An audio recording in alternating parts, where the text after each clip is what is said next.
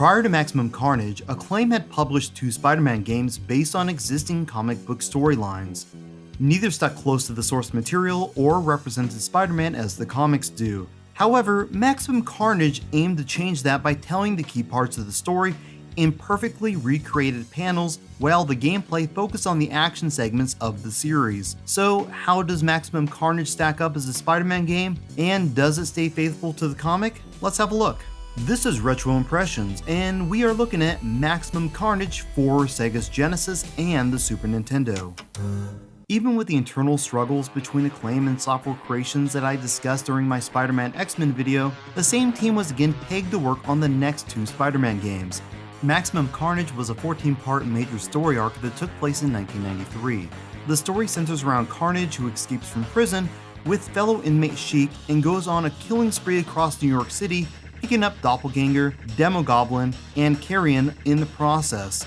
Venom, feeling responsible for the creation of Carnage, decides to team up with Spider-Man in addition to a whole host of heroes in an effort to take down the murderous crew. From there, the focus is as much on the relationships and struggles these 2 groups have within their ranks as it is about putting a stop to the killings. Booting up the game, you're given one option. You can start the game and nothing else. The intro is played out via panels that mirror the comic. It's impressive that every single panel in this game can be found in the actual book. The unfortunate bit is it's mostly restricted to a couple key bits from each issue. The game starts off on a city street. This stage, like every single level going forward, is extremely small in size, being more reminiscent to a level from Mortal Kombat rather than what you might expect in a brawler. You walk past 3 buildings, then head back in the direction you came in order to take on the first boss. It's twins with long hair. After you've beaten them, they become part of the disposable onslaught of recycled thugs you'll see. Next, climb up a 10-story building and face off against Doppelganger. At the end of the fight, you're knocked off the building and fall into the alleyway below. You'll fight off some low-level enemies until Dagger comes in to save you. From there, you'll take on Sheik and Doppelganger in the chapel. When you finish with those 2, you're given the opportunity to choose either Spider-Man or Venom. Choosing either will progress the game forward with a few different stages depending on whom you pick. The story merges back in certain places, allowing you to choose between the 2 again, and by the end game, you can switch between them on the fly. The stages are always small, and the formula is almost always the same. Go through the stage beating up low-level enemies until you encounter a boss. If the boss is a non-supervillain, they will become a common enemy going forward. If the boss is a supervillain, you'll have to face them along with any prior villain you've already beat. At some point, you'll run out of new villains and face the same group again and again and again. In total, there are only 6 unique common thugs, 6 unique supervillains, and 2 playable characters throughout the entire game. With that said, Spider-Man and Venom feel as you would expect them to, and control really well with an assortment of moves so large, you'll need the instruction manual to master them all. 9 heroes from the original story are also occasionally available to lend support if you desire to request their assistance via the hero support icons you collect along the way. I think this is a good time to mention that Acclaim was one of a handful of publishers who held the rights to produce their own games, manuals, and packaging. Here, they opted for a red cart on the first pressing and standard colored carts for all pressings that followed.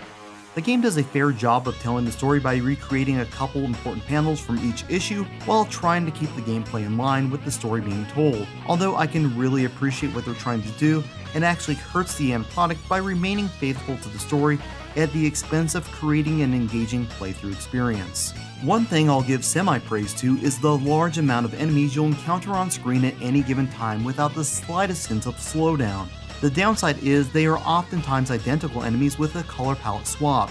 As I played through this game numerous times, I couldn't stop thinking about how similar this game's execution was to Double Dragon. So it wasn't a bit surprising to learn that the team who developed this game was also responsible for the home port of Double Dragon 3 on the Genesis.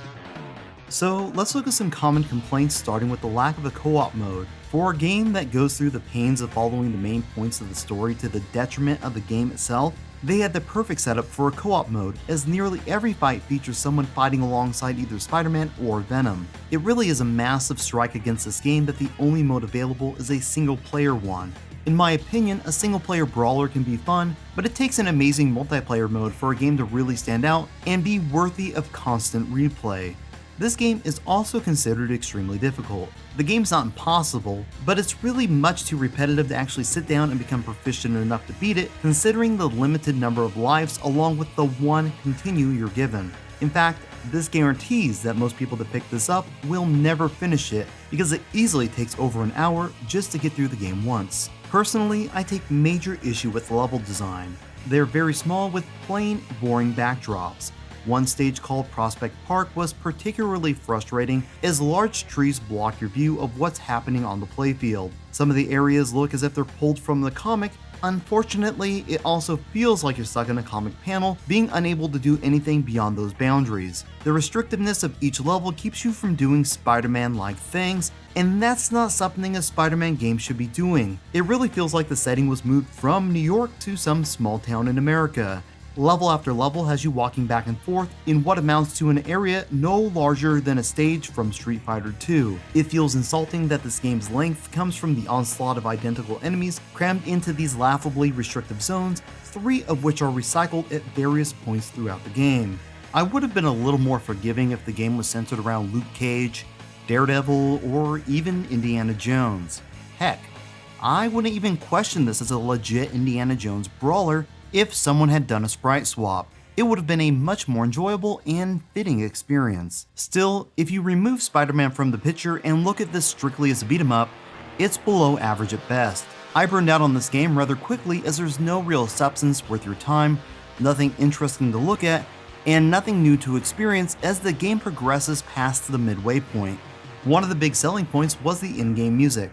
It was done by the band Green Jelly and it's generally well liked. The developers must have thought it was special as well, as it's featured on the back of the box, and a page of what I feel is a fantastic game manual is dedicated to the education of readers as to who the band is. Personally, I find the music adequate and can appreciate the quality of work that went into making this sound great, but I'm not a fan. As someone who purchases a lot of game music on CD and vinyl, this would be one I avoided if it ever became available. So what's the better version of the two? While they were extremely similar, the game was designed around the Super Nintendo, and Flying Edge rarely did any favors to games they were responsible for porting to the Genesis. Maximum Carnage plays the same across both consoles, but the sounds and graphics took a hit in the porting process. The Genesis actually gives a more crisp, bright, and vibrant picture, but some art assets weren't carried over from the Super Nintendo. The sound is also clearly better on the Super Nintendo, with good effects and more natural sounding music.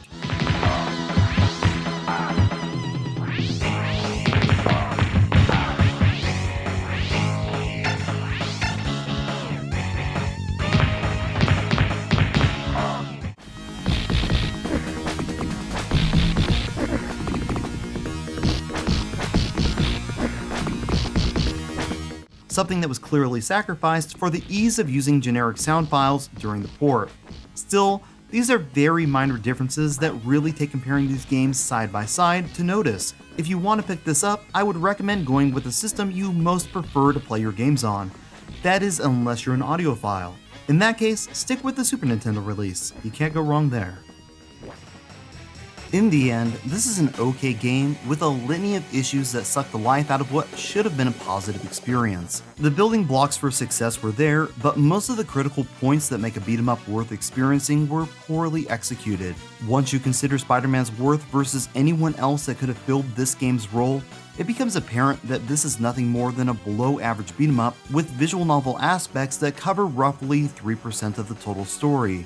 My final advice is if you're interested in the story, read the book. If you're interested in a 16-bit Spider-Man game, play Spider-Man vs. Kingpin on the Genesis, and if you're interested in a great brawler, pick up a dart and toss it at the long list of games made for both systems. You have fairly good odds of hitting one more worthy of your time than this. Thanks for watching. Feel free to leave a positive or negative comment letting me know your thoughts. Click subscribe and leave a like if you enjoyed the video. If you're interested in staying updated on upcoming projects and channel news, follow me on Twitter. Until next time, I'm Jenovi and this has been Retro Impressions and Reviews.